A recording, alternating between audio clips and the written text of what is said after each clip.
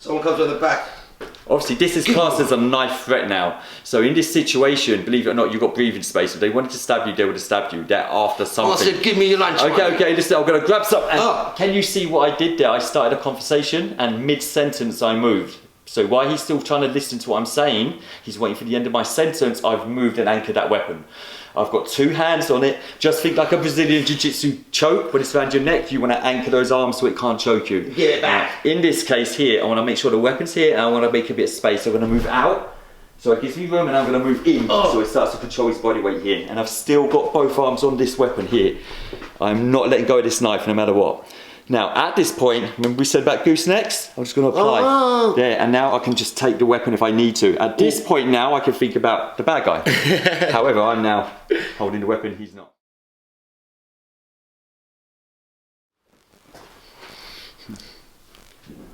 I'm FOLLEN.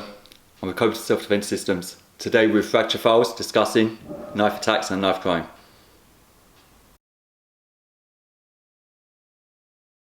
K.A.R.P. Knife Attack Response Plan. So it's your response plan, so if you ever end up in a dangerous situation, whether it be you're the intended target, or maybe you're just out with family and something's kicked off, again, you're in that close vicinity.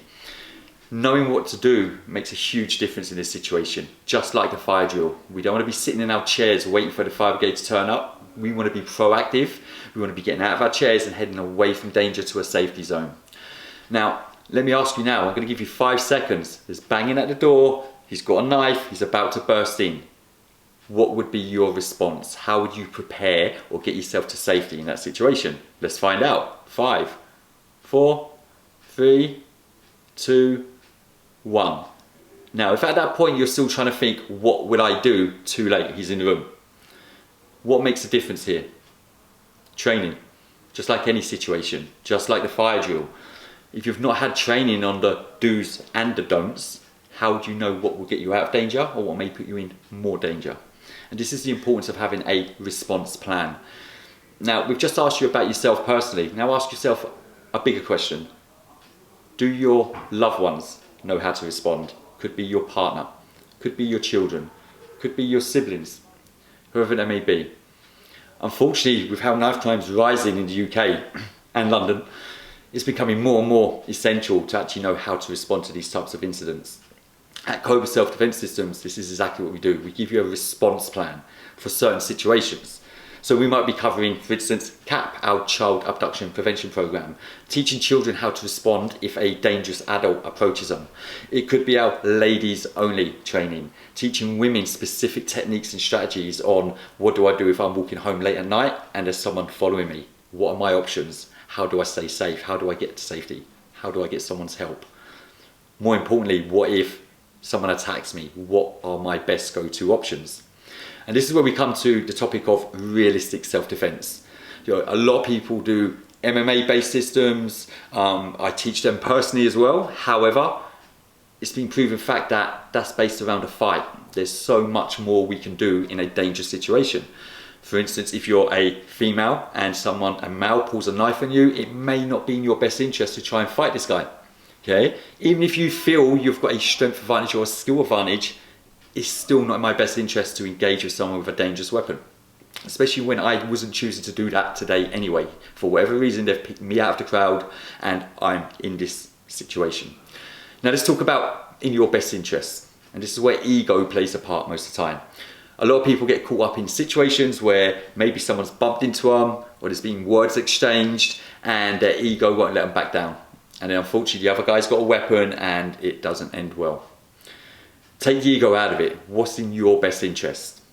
Obviously it's to get away from the situation unhurt, preferably without having to engage and put myself at risk. So when we talk about response plans, if straight away you thought prepared to fight with a guy when he comes through the door, you already miss many, many valuable opportunities. For instance, was there a doorway the other way that I could have got to? If not, was there a way to secure the door to make it harder for him to get in towards me? If that was failing, could I look around and find what we call RIP, Rapid Improvised Protection? That means everyday objects that I can find in normal rooms that would give me a fighting chance against them having an advantage, having a weapon. It could be something simple like a bin. It could be a fire extinguisher. It might be that I'm really lucky and there's sports equipment around, I find a baseball bat or a broom handle. Something that gives me range, that gives me more of a fighting chance. But he lands one good shot with a knife, I lose, unfortunately. So it's the arm control the limb to control the weapon. Just show it one more time from this hand for the left hand. So from this angle here, let's just and I'm just going to block down and create that barrier. Doesn't matter where the barrier goes, as long as he can't come towards me with the weapon. So if he tries to get that weapon into me every way possible now, I'm going to make sure I've got that arm locked. It's locked in. And I'm not going to stay here forever, because obviously he's going to maneuver, he's going to struggle. I'm going to look to meet with the other arm and clench my hands. And look, even if I'm high, I'm not quite on my elbow lock, I've still got him. Yep, you've got me, Lee. And guess what I'm working now? I've got that gooseneck to take the weapon off him. Ouch! So I'm going to disarm the weapon, get that out of play, and then we go from there. Make sense? Very good. Yeah. Awesome. So what I want to do is we probably start with the flinch reflex. Yeah. Create the barrier. Talk about the flinch reflex. So how does it work? It's really...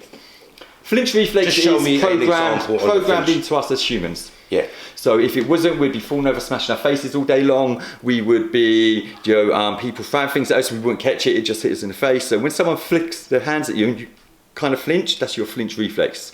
It's kind of an internal security system to try and keep you safe. And when do you recommend you do this?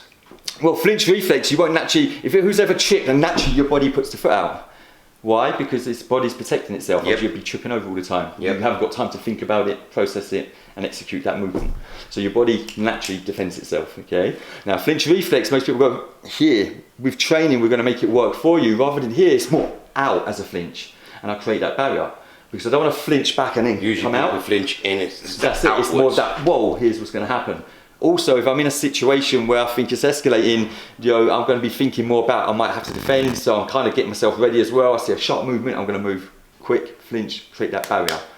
Now, when we talk about barrier, to make it easy to learn, this is how we teach it on the courses. If we start trying to do both hands together and so on, it starts to get confusing, especially if you're not used to training. So what we're going to look to do is just work on the one arm for now, and it's just going to come in low. Now, a lot of other systems you will see, they try and grab or they try and meet here. I'm just going to ask you to roughly come in and touch. You're going to go anywhere from here to here, and I'm going to try and grab it with my hand, okay? Okay. Go, go, go. Before I even got there in my hand, it's already getting me. Yeah. Go again.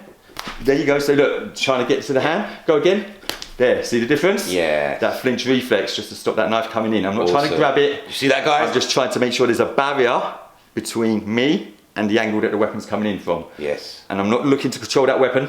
I won't get to pick where on the arm I want to defend, because it's a flinch reflex, I'm going to move quick. But as soon as I make contact with that arm, I'm going to look to get in and control.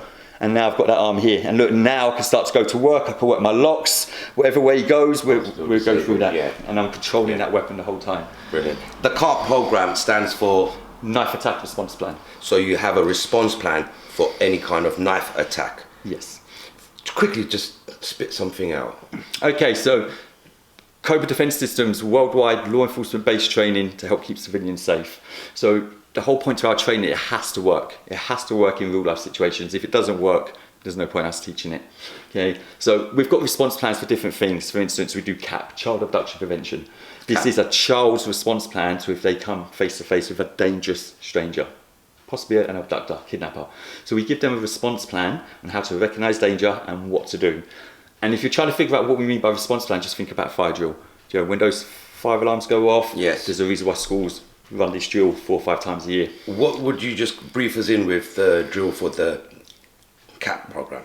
K.A.R.P or K.A.R.P? K.A.R.P. K.A.R.P. So K.A.R.P, first thing we're talking about, like we said in the other video, would be escape, evade, barricade. Escape, evade, barricade. Yeah. This is knife attack response plan, guys. Yeah. So I'm just knowing, for instance, maybe I'm not the target, maybe I'm in an area, shopping centre, where a knife incident's kicked off. There's chaos for a bit. Just knowing how to get myself away from the danger zone. If I might have my children with me, loved ones, how to protect them, how to make sure they don't end up part of the danger. Yeah. Or possibly, if someone's homing in on me personally as the target, yes, knowing what my options are before getting to this point. This is the last resort. So if I'm having to fight him hands-on, that means that all my other options have failed. I couldn't escape, I was trying to evade him, he was too quick, or there weren't the option. I tried to barricade, or there weren't any doorways to barricade with to slow him down.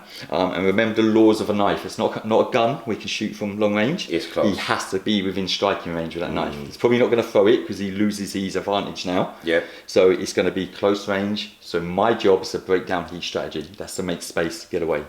Quick example again. Give me your money. You get, I'm just gonna get